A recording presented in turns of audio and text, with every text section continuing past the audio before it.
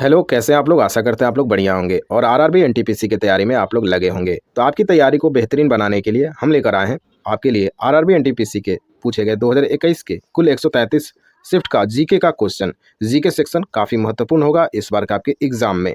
तो आज देखने वाले हैं इस वीडियो में 9 जनवरी 2021 के सेकंड शिफ्ट में पूछे गए आपके इंपॉर्टेंट जीके के प्रश्न, जो कि एनटीपीसी का ऑफिशियल पेपर से हम लोग करने वाले हैं। तो चलिए शुरुआत करते हैं। वीडियो अच्छा लगता है तो वीडियो को लाइक बिल्कुल करना है भाई। लाइक आप लोग नहीं कर रहे हो, पता ना क्यों। कोई परेशानी है तो कमेंट बॉक्स में बता सकते हैं। और चैनल को सब्सक्राइब आप लोग कर लेते हैं, ये बढ़िया आदत है। लेकिन आप लोग लाइक नहीं करते हो। चैनल सब्सक्राइब तो करते हो लेकिन लाइक नहीं करते हो, ऐसा क्यों? लाइक करोगे भाई तो हमको थोड़ा मोटिवेट होंगे हम, और मोटिवेट होंगे तो आपको जल्दी जल्दी वीडियो प्रोवाइड करने लगेंगे, क्योंकि आपके अभी आरपीएफ का पेपर भी चल रहा है भाई। तो आपके लिए थोड़ा सा वेट करना होगा, ठीक है? तो चैनल को सब्सक्राइब कर लीजिएगा। देखिए, जैसा कि आप लोग को पता है कि हम लोग रीजनिंग और मैथ का 1 या 2 क्वेश्चन देखते हैं पर शिफ्ट में, ठीक है? तो आज का प्रश्न आपके सामने है। एक 1.5 केजी के केक को 10 लड़कों के बीच परस्पर बराबर भागों में बांटा गया। प्रत्येक लड़के को कितना केक मिलेगा आपको बताना है। कमेंट बॉक्स में इसका करेक्ट आंसर बताना है भाई। आपके पेपर का प्रश्न है। चलिए देखते हैं, अब जीके का प्रश्न देखना शुरू करते हैं। पहला प्रश्न है कि निम्न में से कौन सी 1973 से पहले भारत में बाघों की आबादी को व्यवहार्य स्तर पर बनाए रखने के लिए भारत सरकार द्वारा संचालित योजना है? करेक्ट आंसर हो जाएगा प्रोजेक्ट टाइगर, जो कि आपके क्लास 6 में पढ़ाया गया है। प्रोजेक्ट टाइगर के बारे में वहां से प्रश्न देखने को मिला है। 1973 से भारत में बाघों की आबादी को व्यवहार्य स्तर पर बनाए रखने के लिए भारत सरकार के द्वारा संचालित योजना का नाम है प्रोजेक्ट टाइगर। वर्ष याद रखिएगा 1973। चलिए देखते हैं अगले प्रश्न को। एक वयस्क मानव शरीर में हड्डियों की संख्या कितनी होती है? तो करेक्ट आंसर होगा 206 हड्डी होता है एक वयस्क मानव शरीर में। आपको कमेंट बॉक्स में बताना है कि एक नवजात शिशु के हड्डियों की संख्या आपको कमेंट बॉक्स में छाप देना है। अगला प्रश्न देखते हैं। खाली स्थान दिया गया ने भारतीय यूरोपीय शैलियों को एकत्रित करके मुंबई में ताजमहल पैलेस होटल का निर्माण करवाया था? तो जमशेदजी टाटा आपका करेक्ट आंसर हो जाएगा। तो जमशेदजी टाटा ने भारतीय और यूरोपीय शैलियों को एकीकृत करके मुंबई में ताजमहल पैलेस होटल का निर्माण कराया था। अगला प्रश्न।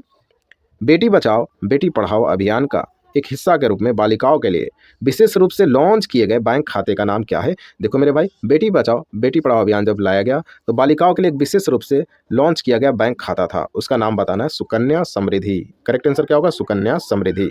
अगला प्रश्न देखते हैं।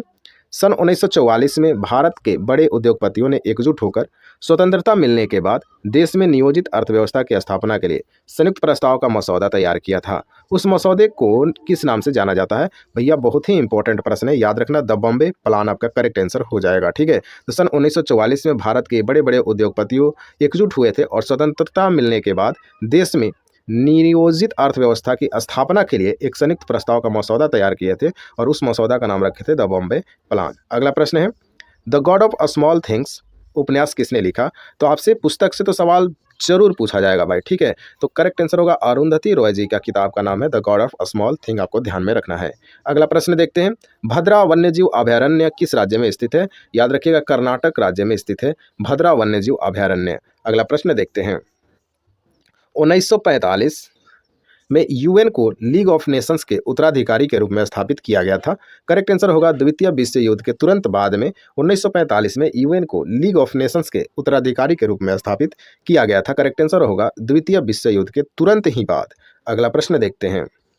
पुलवामा में आतंकी हमला कब हुआ था? तो आतंकी हमला 2019 में हुआ था। अगर आप लोग हमारे कम्युनिटी पोस्ट पे जो लगातार आपको प्रश्न वहाँ प्रोवाइड किया जाता है क्यूज के रूप में, यूट्यूब पे जो आपका कम्युनिटी पोस्ट होता है वहाँ पे, अगर आप लोग उन सारे प्रश्न को सॉल्व कर रहे होंगे तो आपको इसमें पुलवामा हमले के बारे में भी जानकारी मिला होगा भाई। कब हुआ था आपको डेट के साथ बताना है कमेंट बॉक्स में। पुलवामा हमला कब हुआ था पूरा डेट के साथ बता देना है, ठीक है? अगला प्रश्न देखते हैं। आर्थिक विकास का एक अच्छा संकेतक में निरंतर वृद्धि है, इसका करेक्ट आंसर हो जाएगा जीडीपी। तो आर्थिक विकास का एक अच्छा संकेतक जीडीपी में निरंतर वृद्धि है, करेक्ट आंसर होगा जीडीपी। अगला प्रश्न देखते हैं। 1 किलोबाइट में कितने बाइट होते हैं? 1 किलोबाइट में कितने बाइट होते हैं? करेक्ट आंसर हो जाएगा 1024, आपका करेक्ट आंसर होने वाला है इस प्रश्न का। अगला प्रश्न देखते हैं। ओसीआर का पूर्ण रूप क्या है? करेक्ट आंसर होगा ऑप्टिकल कैरेक्टर रिकॉग्निशन।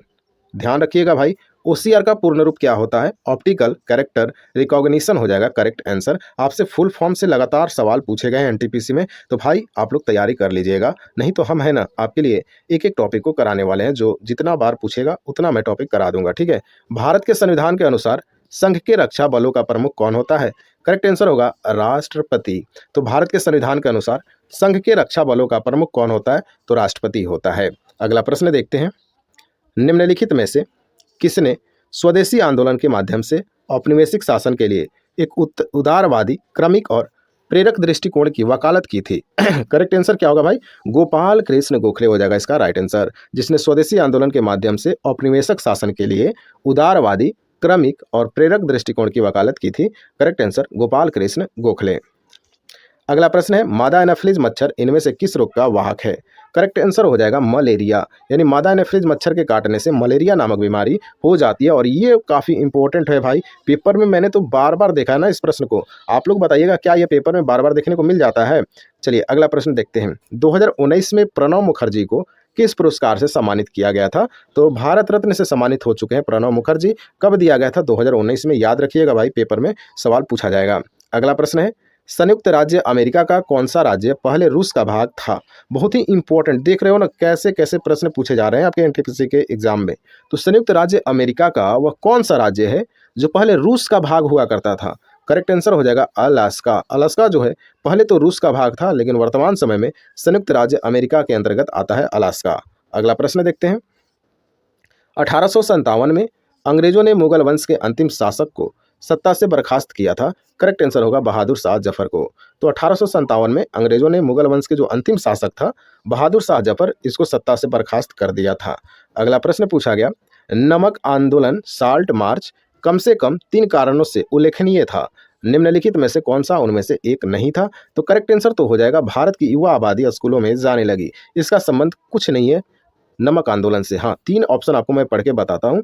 पहला, यह पहली राष्ट्रवादी गतिविधि थी जिसमें महिलाओं ने बड़ी संख्या में भाग लिया, ये करेक्ट आंसर हो जाएगा। दूसरा है, इस आंदोलन से अंग्रेजों को यह महसूस होने लगा था कि उनका शासन हमेशा के लिए नहीं रहेगा। ये भी सही कथन लिखा गया है नमक आंदोलन के बारे में, और ये है इससे महात्मा गांधी को विश्व स्तर पर पहचान भी मिल गई। तो ये तो बिल्कुल ही सही है मेरे भाई। तो नमक आंदोलन के लिए बारे में ये 3 कथन जो सही दिया गया और ये कथन गलत दिया गया था। तो करेक्ट आंसर चुनना था। तो भारत की कुल आबादी स्कूलों में जाने लगी, ये गलत है। चलिए देखते हैं अगले प्रश्न को, किस सिख गुरु के निमंत्रण पर सूफी संत हजरत मियाँ मीर ने अमृतसर में स्वर्ण मंदिर की आधारशिला रखी थी? करेक्ट आंसर हो जाएगा श्री गुरु अर्जुन देव जी, हो जाएंगे आपके करेक्ट आंसर। तो श्री गुरु अर्जुन देव जी के निमंत्रण पर सूफी संत जो थे हजरत मियाँ मीर ने अमृतसर में स्वर्ण मंदिर की आधारशिला रखी थी। चलिए देखते हैं अगले प्रश्न को। अगला प्रश्न पूछा गया, भारत में श्वेत क्रांति मूलतः किस राज्य से शुरू हुई थी? बहुत ही इंपॉर्टेंट हो जाता है यह प्रश्न। तो गुजरात आपका करेक्ट आंसर होगा। भारत में श्वेत क्रांति मूलतः गुजरात राज्य से शुरू हुआ था। गुजरात का राजधानी कहाँ है? याद रखिएगा गांधीनगर हो जाएगा। अगला प्रश्न पूछा गया, GSLV का पूर्ण रूप क्या होता है? तो देखिए फुल फॉर्म से तो सवाल पूछे गए ना मेरे भाई, एक एक प्रश्न, तो किसी में 2-2 प्रश्न भी पूछा गया है किसी किसी शिफ्ट में, ठीक है। तो GSLV का पूर्ण रूप हो जाएगा जियो सिंक्रोनस सैटेलाइट लॉन्च व्हीकल, आपका करेक्ट आंसर हो जाएगा GSLV का फुल फॉर्म। अगला प्रश्न देखते हैं, भारत का पहला संरक्षित वन का नाम बताना है। तो करेक्ट आंसर होगा सतपुड़ा राष्ट्रीय उद्यान जो है भारत का पहला संरक्षित वन है। अब आपसे मैं सवाल पूछूंगा और आप जवाब भी देने वाले हैं। जिम कॉर्बेट राष्ट्रीय उद्यान कहाँ स्थित है? गिर राष्ट्रीय उद्यान कहाँ है? सतपुड़ा राष्ट्रीय उद्यान कहाँ है? रणथंभौर राष्ट्रीय उद्यान कहाँ स्थित है? आपको कमेंट बॉक्स में बताना है। बढ़ते हैं अगले प्रश्न पे, किस प्रकार के कोयले में कार्बन की प्रतिशत मात्रा जो होती है सर्वाधिक होती है? करेक्ट आंसर हो जाएगा एंथ्रासाइट हो जाएगा। तो एंथ्रासाइट जो कि एक कोयले का प्रकार है, इसमें कार्बन की प्रतिशत मात्रा सर्वाधिक देखने को मिलता है। अगला प्रश्न है, दिल्ली मेट्रो के पहले कॉरिडोर का उद्घाटन किसने किया था? अटल बिहारी वाजपेयी आपका करेक्ट आंसर होगा। दिल्ली मेट्रो के पहले कॉरिडोर का उद्घाटन किसने किया था? तो अटल बिहारी वाजपेयी के द्वारा किया गया था।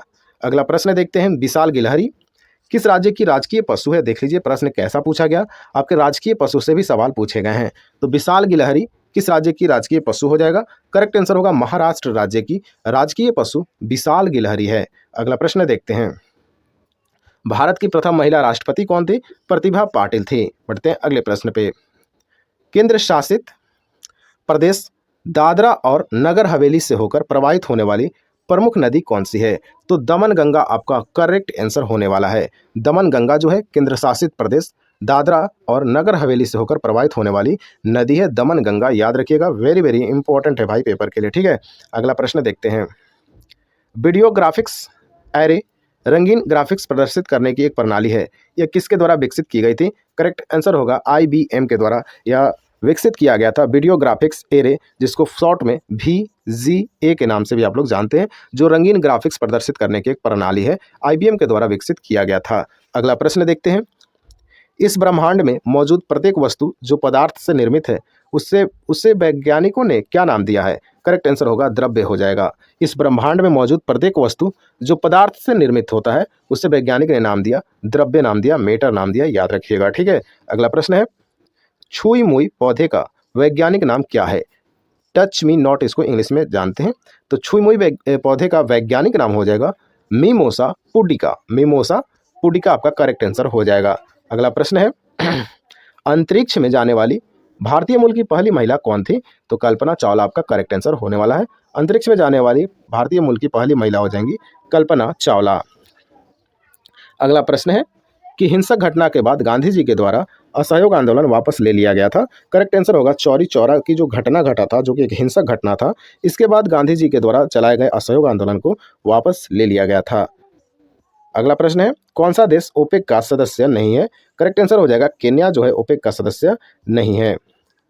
अक्टूबर 2020 तक प्राप्त जानकारी के अनुसार इनमें से कौन सी कंपनी महारत्न श्रेणी में नहीं थी? करेक्ट आंसर होगा हिंदुस्तान एरोनॉटिक्स लिमिटेड।